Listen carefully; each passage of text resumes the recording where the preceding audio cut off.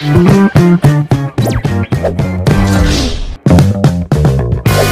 pangat, kauwi natin ng bahay.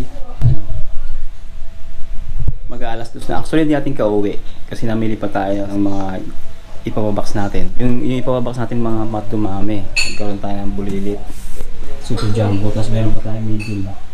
Kasi yung mga damit ng ating prinsesa, ipapadala niya na rin. Yan o. So ipapabox niya na yan. Yung mga hindi niya ginagamit para maluwag sa bahay. Yan. Si Mama. Nagpagawa tayo kay Rosaline yan. Tsaka kay Ma'am Mitch kahapon. Yan, kakapit natin mamaya. Habang naglalaba tayo. Siyempre nagpapabox, nagbabalot.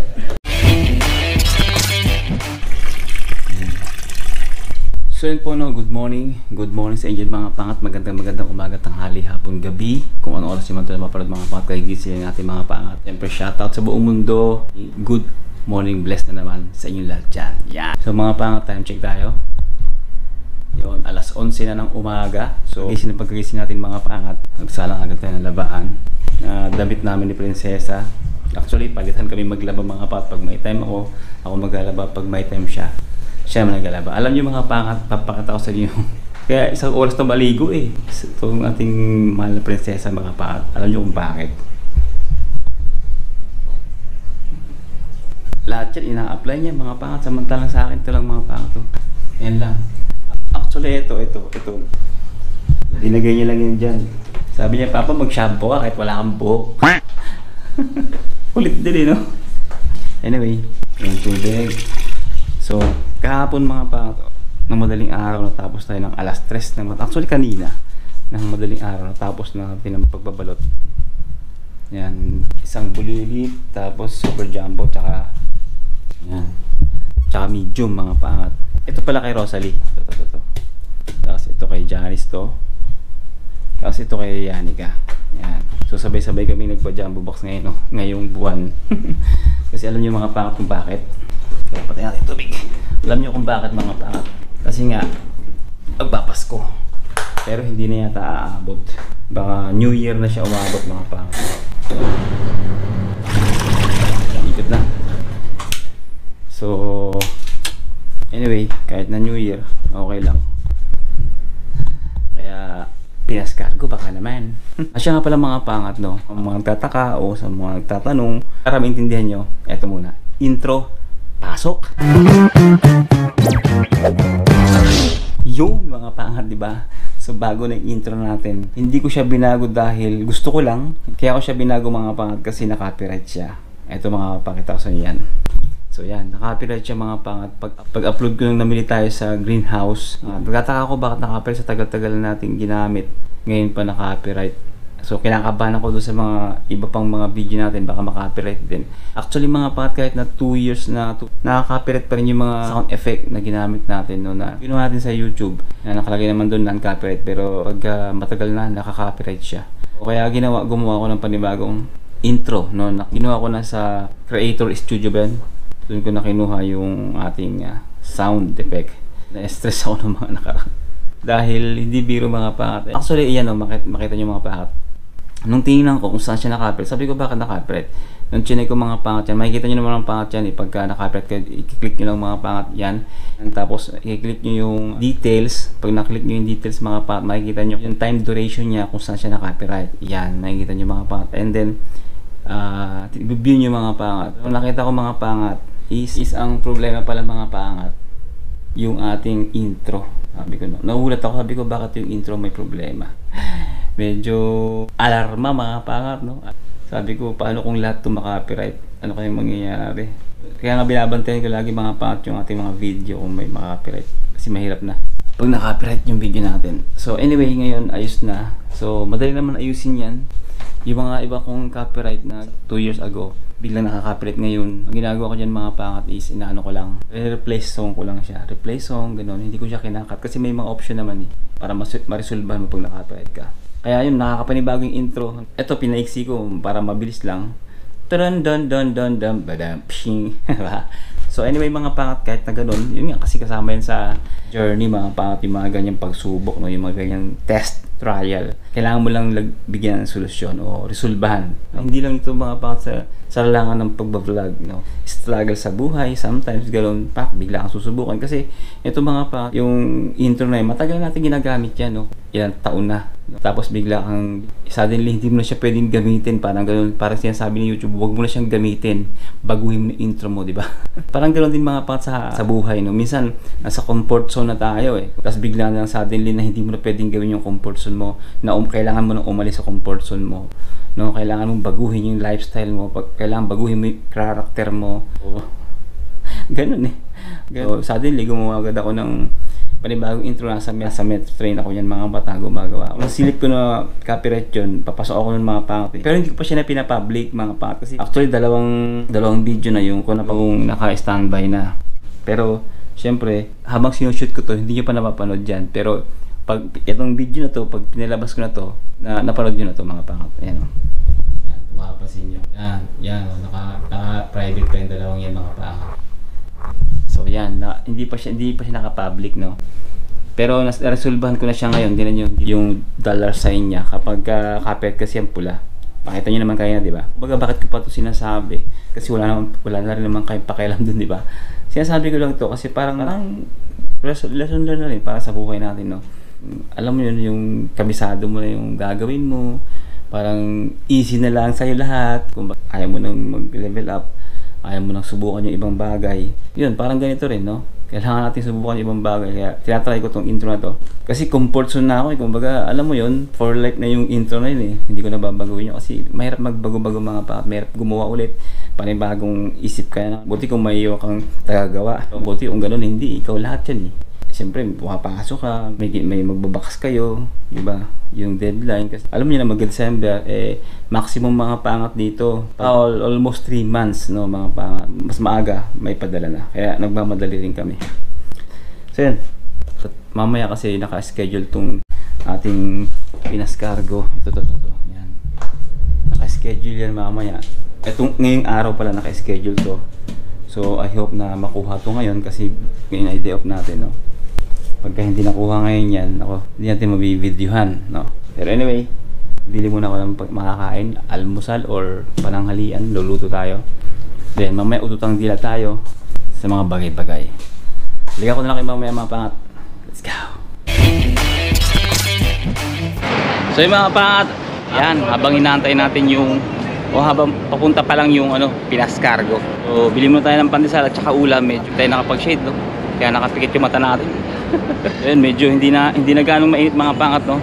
Yung weather is good condition na. Hindi na masyadong mainit, pero normal na, parang Pilipinas na lang. Wala na si humidity. Humidity na naman ang problema, no? Hindi na siya mainit, hindi na siya maalinsangan. Kasi nga October na. October 11 na ngayon mga pangat. October 11. Yan. Bumili tayo niyan mga pangat, to. Yan, 15 grams, 3 piraso. Gagawin natin, sasabawan natin yan ng malupit na pechay. Tsaka kamatis, marami. The best yun. Kamatis mga pangat. Gawin tayo rito.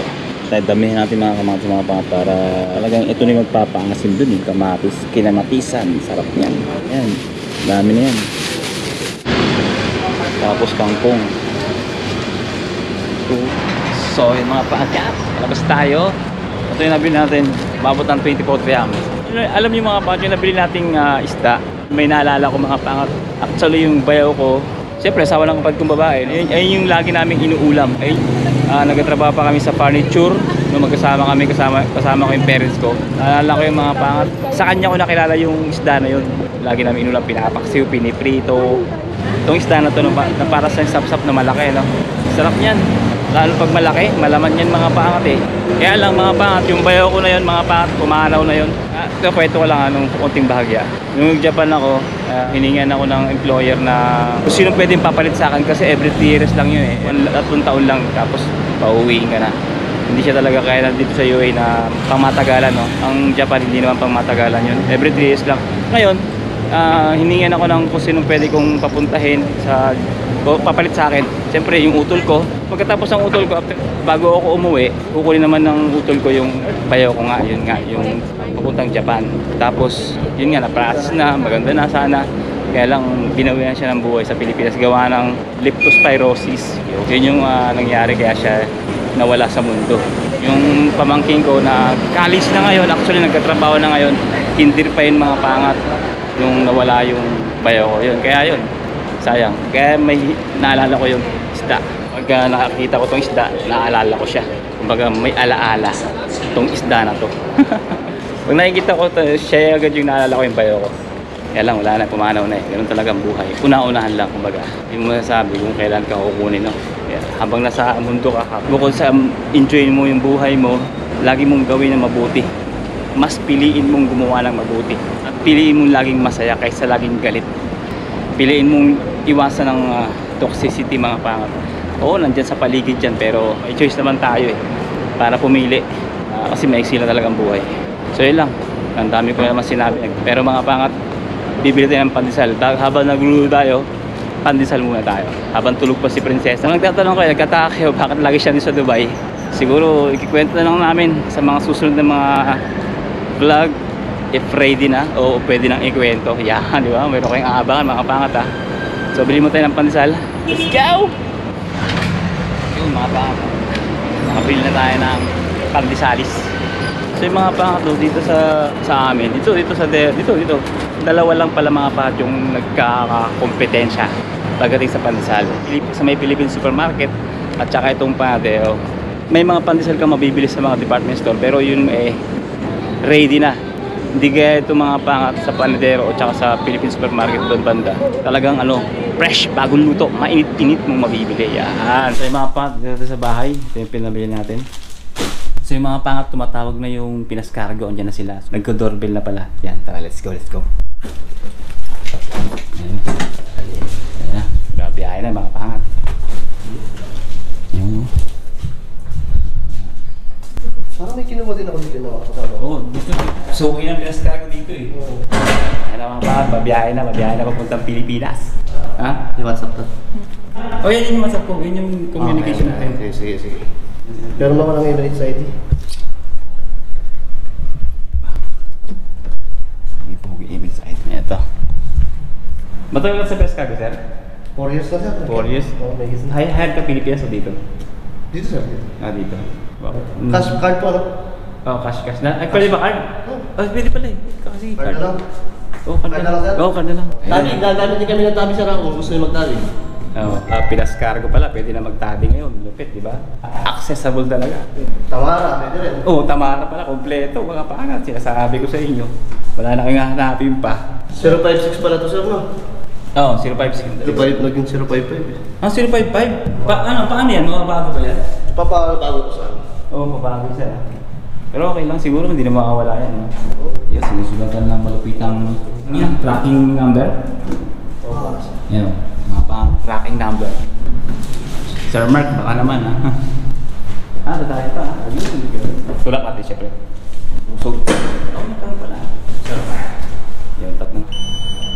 Yung 3. Pang-chay yan, pang-chay. Pang-chay pa no? Okay. Yan ang mga pangat. Gala-gala sila doon. Salamat sir ha. Basta muli. Mga pangat, okay na. Kuya, Jerly Caro. Jerly Caro. Wait, it was late. Papasok yan? Jerly Caro, bye. Malum? Hindi ka daw. Hindi daw. You know Hindi language? No. Indian. Pero, say hello to Lola. Wait Lola. lang. Wait lang. We're close. Hi, Kywin. I miss you. Kay Kay Kay? Hi, Kywin. I miss you. Yo. Hi, Team Pangat. There. Bakit bumagsak? Bakit tayo dyan? Huwag ganun. Paangat tayo. Basta. Mapangat. Kumbaga lang yung konting patawa syempre. Gusto ko matulog eh. Uy, grind. Ha? Grind. Alas 4 na ako natulog eh. Tapos 4. Oo. Nas ka nagising? Ha? Nas ka nagising? Alas 9. Swerte mo. Ako nga alas 4 nagising ako alas 6. Pero hindi kasi maganda yan. Kaya nga, ganun talaga. Hindi talaga ako, pitigil. Oo. Susunod na tatagus na ako sa Kuya Robert. Dapat 8 hours ang tulog eh. Hindi man lang kumalahati yung 2 hours. Iidlip ako. Nakigulo lang tayo sa loob. Actually, medyo yaat po tayo, na-yaat po. So yun mga pangat, on the way na yun, no? Papunta na ng Pilipinas. Hindi ko alam kung ilang, mga 2 buwan o 1 month. Nagising natin prinsesa mga pangat dahil syempre na-istorbo eh. So yun mga pangat, luluto na tayo. At syempre pandesal muna tayo. At yun nga pala mga pangat, meron tayong syempre no? Korean tea. Yan, galing sa ating prinsesa. Try natin. Ito siya mga pangat oh. Yun. Para siya mga dahon-dahon na ewan no. Ayun oh. Lagyan natin yan. Yan, mga ilang piraso lang. Yan. Tapos lagyan natin ng mainit na tubig. Ang galing yan mga pangat, kumbaga umiilalim siya, hindi siya yung kumakalat-kalat. Ibang tea pagka tinagyan mo ng tubig eh kakalat. Ito hindi mga pangat. Pa yan oh. Ayan, umiilalim siya mga pangat o yan o. Yun, di ba? Iilalim yan lahat. Kahit ibabaw mo siya mga pangat, yun lumaki siya o. Para siyang dahon yun o. Dahon talaga, siyempre. Yan, iilalim siya mga pangat. Yan o. Yun. Di ba? Galing!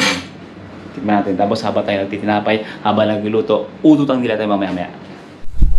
So yung mga pangat, titignan natin yung pinakamalupit na sinasabi kong Korean tea. Ayan, talaga naman, di ba? Ihigo pa natin mga patang malupit at titingnan natin kung may tapang, may bagsik o lasang damo, kung ano man. Uhusga natin yan nang sabay-sabay. Ay ako lang pala, sasabihin ko lang pala sa inyo kung ano lasa. Wala siyang bagsik mga pangat. Tsaka hindi siya mapait, yun ang maganda. Yun ang gusto ko, hindi siya mapait, hindi siya mapakla. Good, pero hindi natin alam kung saan siya mabibili. Kaya tama na yung emosyon na yan. Pandesal na lang tayo, mag-Lipton na lang tayo.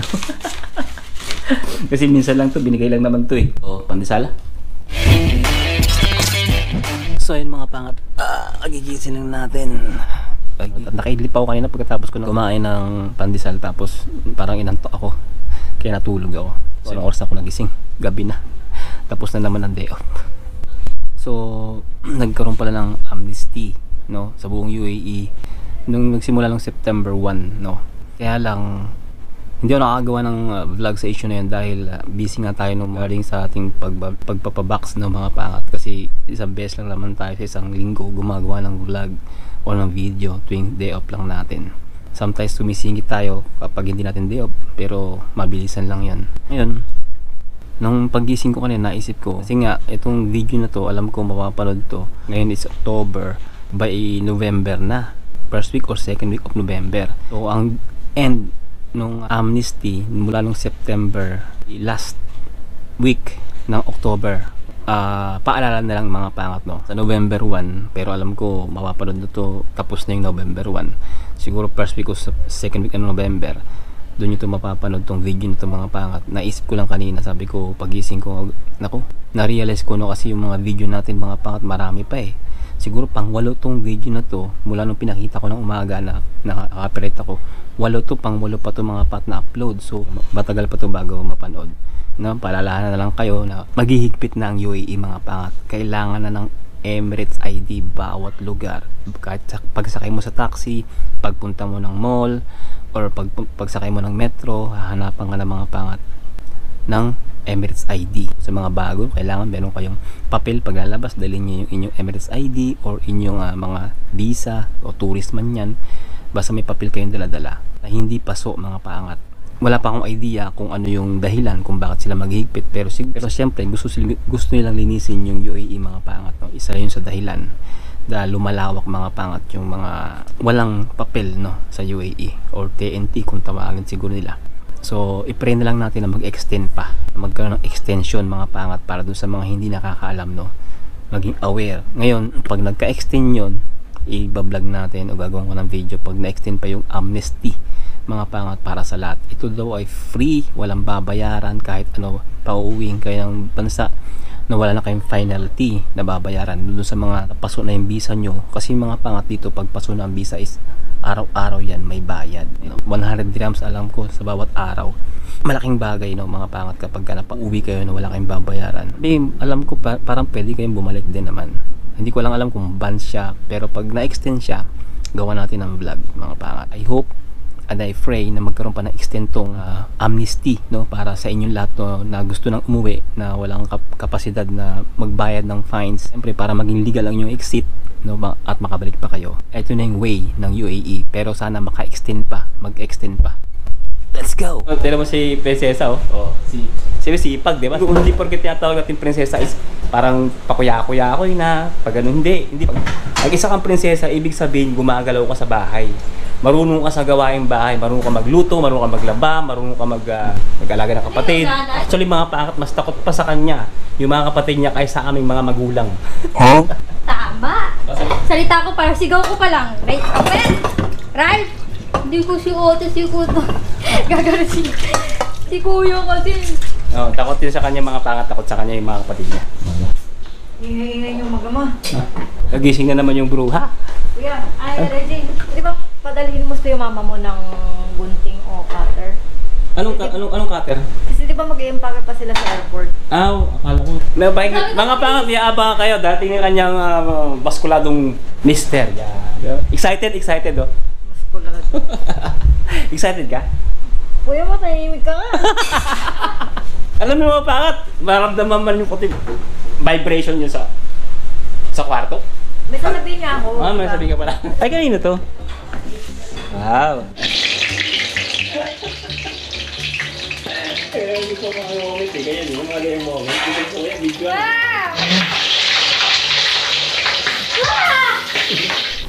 So yun mga pangat, maraming salamat sa panonood. At hanggang dito lang itong vlog na ito mga pangat. Siyempre, think positive lang, good vibes. God bless you all. Sa lahat ng pagsubok at tagumpay. To God be the glory. See you in the next one.